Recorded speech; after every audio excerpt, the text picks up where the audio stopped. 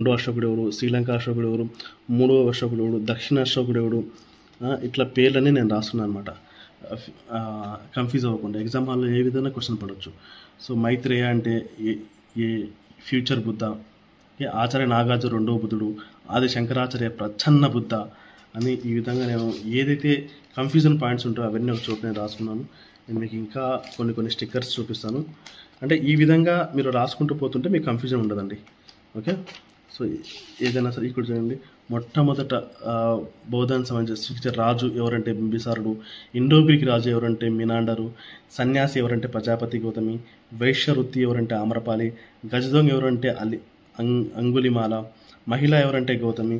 ఇవన్నీ కింద టేబుల్లో ఉన్నాయి, కానీ నేను గుర్తున్న కోసం అక్కడక్కడ కొద్దిగా నాకు అర్థం కాని విధంగా ఉండేవని నాకు అర్థమయ్యేటట్టు నేను రాసుకున్నాను. సో మీరు కూడా ఆ విధంగా రాసుకోవచ్చు.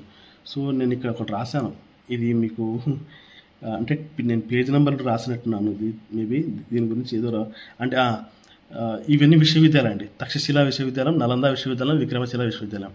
సో తక్షశిలా విశ్వవిద్యాలయం ఈ పేజ్ నెంబర్లో ఉంది నాకు.